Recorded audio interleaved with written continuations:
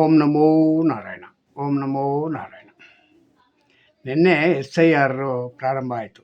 SIR ಅಂದರೆ ಏನಪ್ಪ ಅಂದರೆ, ಪ್ರತಿಯೊಂದು ಮತಗಟ್ಟೆನಲ್ಲಿ ಹೋಗಿ ಪ್ರತಿಯೊಬ್ಬರ ಮನೆಯಿಂದ ವೋಟರ್ ಲೀಸ್ಟ್ನಿಗೆ ಬರೆಯೋದು.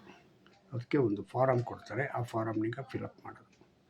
ಇದೇ SIR, ಇನ್ನೇನೂ ಇಲ್ಲ. ಜನಗಣತಿ ಅಲ್ಲ ಇದು.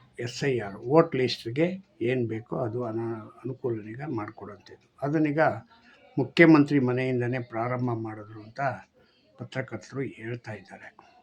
ಮುಖ್ಯಮಂತ್ರಿ DK ಶಿವಕುಮಾರ್ ಅವರ ಮನೆಯಿಂದ ಕನಕಪುರದಲ್ಲಿ ಪ್ರಾರಂಭ ಮಾಡಿದ್ದಾರೆ ಅಂತ ಅವರು ಕೂಡ ಹೇಳ್ಕೊಂಡಿದ್ದಾರೆ.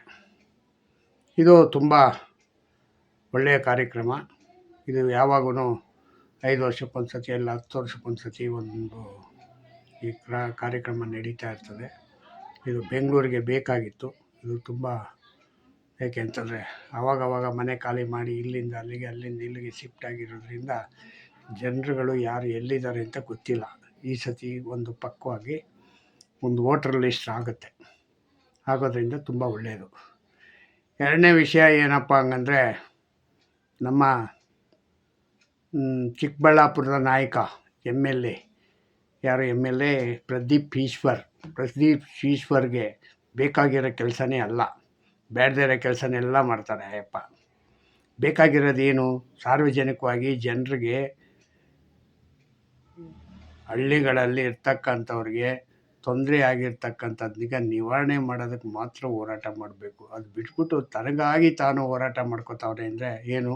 ನನ್ನ ಹೆಸರು ಬೆಳಿಬೇಕು, ನಾನೇ ಮುಂದೆ ಅಂತ ಹೋಗಿ HD ಕುಮಾರಸ್ವಾಮಿನಿಗೆ ಕೆಣಕಿದ್ದಾರೆ. HD ಕುಮಾರಸ್ವಾಮಿ ಅವ್ರನ್ನ ಕೆಣಕಿರೋದ್ರಿಂದ ಏನಾಗುತ್ತೆ? ಏನು ಸಿಗುತ್ತೆ ನಿನಗೆ? ನಾಳೆ ದಿವಸ ಚಿಕ್ಕಬಳ್ಳಾಪುರದಲ್ಲಿರೋವಂಥ ಗೌಡರೆಲ್ಲ ಓಟ್ ಹಾಕಲ್ಲ. ಅವಾಗ ಏನು ಮಾಡ್ತೀಯ?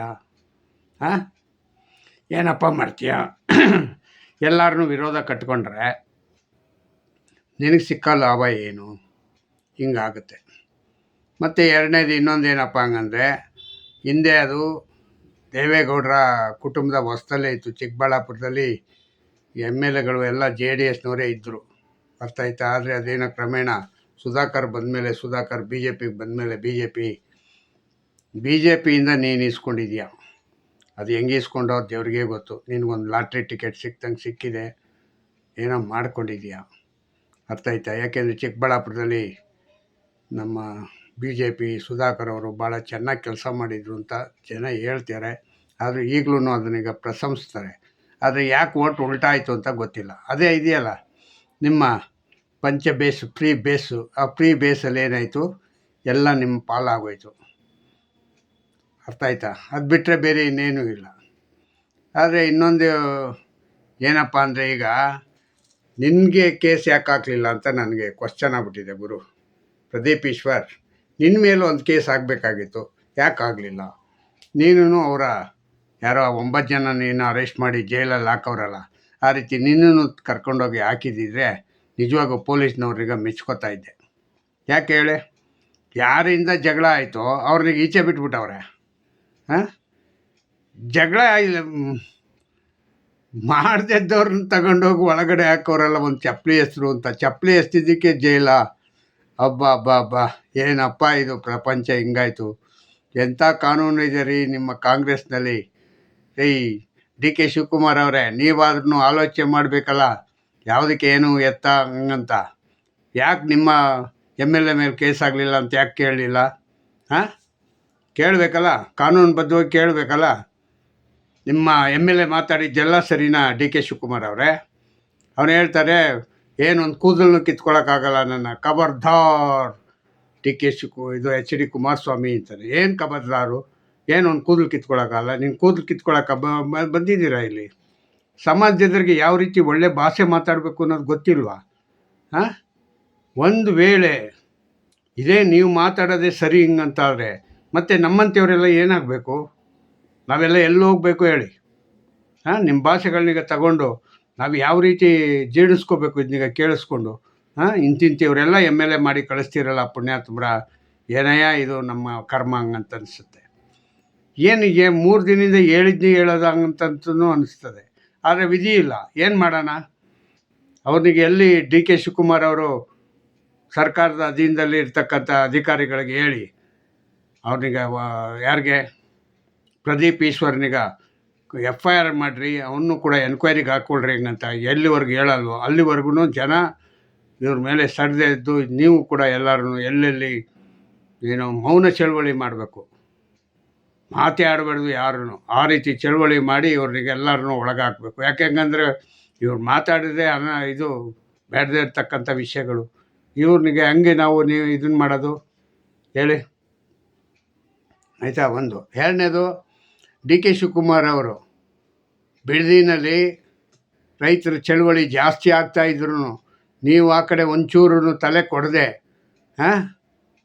ಅಲ್ಲ ರೀ, ರೈತರು ಅನ್ನೋದು ರೈತರೇ ಅಲ್ಲ, 90% ಜನ ನಮ್ಗೆ ಒಪ್ಕೊಂಡಿದ್ದಾರೆ. ಹಂಗಂದಮೇಲೆ ಯಾಕೆ ನೀವು ಇನ್ನೂ ಅಕ್ವೈರ್ ಮೋಷನ್ ಮಾಡ್ತಾಯಿಲ್ಲ? ಕೊಡಿ, ಕರೆದ್ಬಿಟ್ಟು ಕಿತ್ಕೊಂಡು ಕ್ಯೂ ನಿಲ್ಲಿಸ್ಕೊಂಡು ಎಲ್ಲ ಪೇಪರ್ ಈಸ್ಕೊಳ್ಳಿ, ನೋಡೋಣ ಅದೆಷ್ಟು ಸಾವಿರ ಜನ ಬರ್ತಾರೆ ನೋಡೋಣ. ಯಾಕಾಗಲಿಲ್ಲ ಅದು? ಯಾರೋ 2-3 ಜನ ಕೊಟ್ಟರು, ಅದು ಅಲ್ಲಿಗೆ ನಿಂತೋಯ್ತು. ಮತ್ತೆ ಅಲ್ಲಿಗೆ ಸ್ಟ್ರೈಕ್ ಏನು ದುಡ್ಡು ಕೊಟ್ಬಿಟ್ಟು ಬೇರೆ ಕರ್ಕೊಂಬಂದು ಕೂರಿಸಿದ್ದೀರಂತೆ. ಏನು ಅಂದ್ಕೊಂಡಿದ್ದೀರ ನೀವು? ಈಗೇನೋ ಆಗೋಯ್ತಪ್ಪ ಬಾಲಕೃಷ್ಣ, ಮುಂದಿನ ಸಾರಿ ಎಲೆಕ್ಷನಲ್ಲಿ ಆಯ್ತೆ ಬಿಡು, ನಿನಗೆ ಒಳ್ಳೆ ಪಾಠ. ಒಳ್ಳೆ ಪಾಠ ಕೊಡ್ತಾರೆ, ಏನಿಲ್ಲ. ಮಾಗಡಿ ಜನ ನಿಮಗೆ ಮಾಗಡಿ ಜನ ಎಲ್ಲರೂ ಸೇರಿಸಿ ಓಟ್ ಹಾಕ್ತಾರೆ, ನಿಮ್ಮ ಕ್ಷೇತ್ರದವರು ಸೇರಿಕೊಂಡು, ನಿಮ್ಮ ಅಕ್ಕಪಕ್ಕ ಮನೆಯವರು. ಬಾಲಕೃಷ್ಣನಿಗೆ ತುಂಬ ಇಂಥ ಗೌರವ ಸಿಗುತ್ತೆ ಅಂತ ಯಾರೂ ಅಂದ್ಕೊಂಡಿರಲಿಲ್ಲ, ಎಕ್ಸ್ಪೆಕ್ಟೇಷನ್ನೇ ಮಾಡಿರಲಿಲ್ಲ. ಎಷ್ಟು ಚಿಂದಂಗೆ ಮಾತಾಡ್ತಾರೆ ಗೊತ್ತಾ ಬಾಲಕೃಷ್ಣವರು. ಆಯಿತು ಎಲ್ಲ ಪಾರ್ಟಿನೂ, ಇನ್ನೇನು BJP ಆಯಿತು, ಕಾಂಗ್ರೆಸ್ ಆಯಿತು, ದಳ ಆಗೋಯ್ತು, ಇನ್ಯಾವ ಪಾರ್ಟಿ ಐತೆ? ಇನ್ನೊಂದು KRS ಅಂತ ಒಂದು ಪಕ್ಷ ಇದೆ, ಅದಕ್ಕೆ ಸೇರ್ಕೊಂಬಿಡಿ. KRS ಅಂತ ಪಾಪ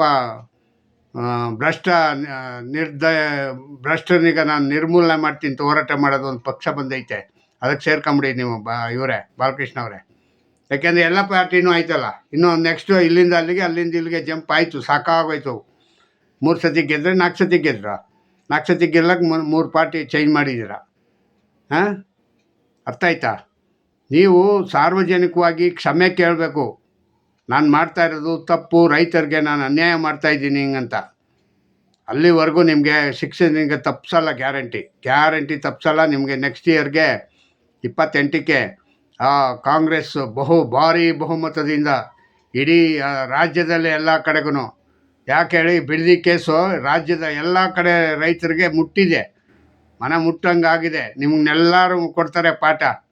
ಎಲ್ಲ ಕಡೆನೂ ನಿಮಗೆ ಇದ್ದಿದ್ದೆ ಏನು ಚಿನ್ನದಂಥ ಗಂಟು ಕೊಡ್ತಾರೆ ಎಲ್ಲರೂ ನಿಮಗೆ. ಎಲ್ಲ ಕಡೆನೂ ಓಟ್ ಹಾಕ್ತಾರೆ, ಹೆದರ್ಕೋಬೇಡಿ, ಧೈರ್ಯವಾಗಿರಿ. ಯಾಕೆಂದರೆ ನೀವು ಮಾಡ್ತಕ್ಕಂಥ ಕೆಲಸ ಅವಿವೇಕಿ ಕೆಲಸ, ತುಂಬ ಎಲ್ಲರಿಗೂ ತುಂಬ ಇಷ್ಟ ಆಗ್ತಾಯಿದೆ. ಈ ಅವಿವೇಕಿ ಒಬ್ಬ ಯಾರು ಕಾಂಗ್ರೆಸ್ನ ಲೀಡ್ರ್ ಒಬ್ಬ ಅವನಲ್ಲ, ಯಾರು ಪ್ರದೀಪ್ ಈಶ್ವರ್, ಇವನನ್ನು ಯಾರೋ ಒಬ್ಬನಾದರೂ ಖಂಡಿಸಿದ್ದೀರಾ? ಆ ಮಾಜಿ ಮುಖ್ಯಮಂತ್ರಿ ಎಲ್ಲೋ ಅಡ್ರೆಸ್ಗೇ ಇಲ್ಲ. ಅವ್ರ ಶಿಷ್ಯ ಅಲ್ವಾ ಅವರು? ಅಡ್ರೆಸ್ಸೇ ಇಲ್ಲ. ಹೋಗಿ ಭೇಟಿ ಆದ್ರಂತೆ. ಹೌದು, ಏನು ಹೇಳಿದ್ರು ಅಂತ ಗೊತ್ತಿಲ್ಲ. ಬಂದು ಪತ್ರಕರ್ತರ ಹತ್ರ ಹೇಳಿ, ಹೌದು ನಮ್ಮ ಶಿಷ್ಯ ಭಾಳ ಸಾಧನೆ ಮಾಡವ್ರೆ, ನಾವು ಆ ಸಾಧನೆಗೆ ನಮ್ಮದು ಒಮ್ಮತ ಇದೆ ಹಂಗಂತ ಹೇಳ್ಬಿಡಿ ಸಿದ್ದರಾಮಯ್ಯವರೇ. ನೋಡೋ, ಹಂಗಾದ್ರೂ ನಿಮ್ಮ ಆಶೀರ್ವಾದದಿಂದ ಅವನು ಮುಂದಕ್ಕೆ ಬರಲಿ. ಎಲ್ಲಿ ಮುಂದಕ್ಕೆ ಬರ್ತಾನೆ ನೋಡೋಣ, ಅಲ್ವಾ? ಹಿಂಗೇನ್ರಿ ನ್ಯಾಯ? ಈ ರೀತಿನ ನ್ಯಾಯ ಮಾಡೋದು?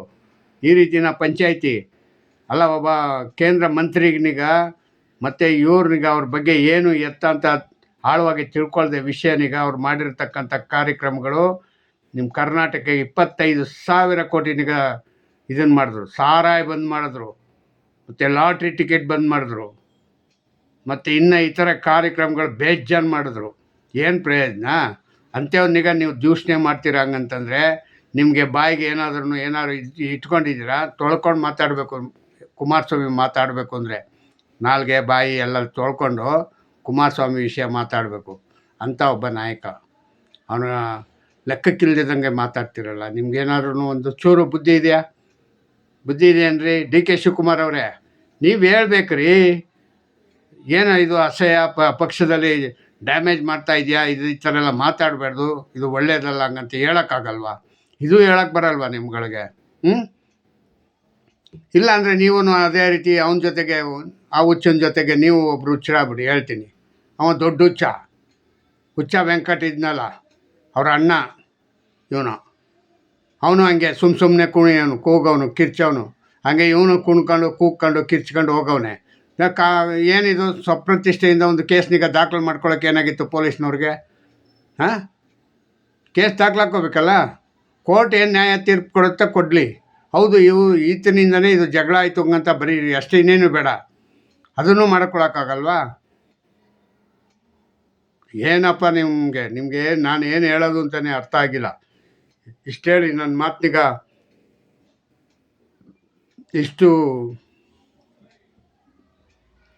ಸಮಾಜದಲ್ಲಿ ಆಗು ಹೋಗುಗಳ ಬಗ್ಗೆ ಹೆಚ್ಚಿಗೆ ನಾವು ಮಾತಾಡಬೇಕು, ಹೆಚ್ಚಿಗೆ ನಾವು ವಿಷಯಗಳನ್ನ ಮುಟ್ಟಿಸ್ಬೇಕು ಅಂತ ನಾವು ಇಚ್ಛೆ ಪಡ್ತೀವಿ. ಆದರೆ ನೀವು ನನ್ನ ಮಾತು ಎಷ್ಟು ಇಷ್ಟನೋ ಇಲ್ವೋ ಗೊತ್ತಿಲ್ಲ. ನನಗೊಂದು ಸತಿ ಸಬ್ಸ್ಕ್ರೈಬ್ ಮಾಡಿ, ಶೇರ್ ಮಾಡಿ. ಓಕೆ. ಓಂ ನಮೋ ನಾರಾಯಣ, ಓಂ ನಮೋ ನಾರಾಯಣ. ಇಷ್ಟು ಹೇಳಿ ನನ್ನ ಮಾತಿಗೆ ಮುಗಿಸ್ತೀನಿ. ಜೈ ಹಿಂದ್, ಜೈ ಕರ್ನಾಟಕ. ಮತ್ತೆ ಓಂ ನಮೋ ನಾರಾಯಣ.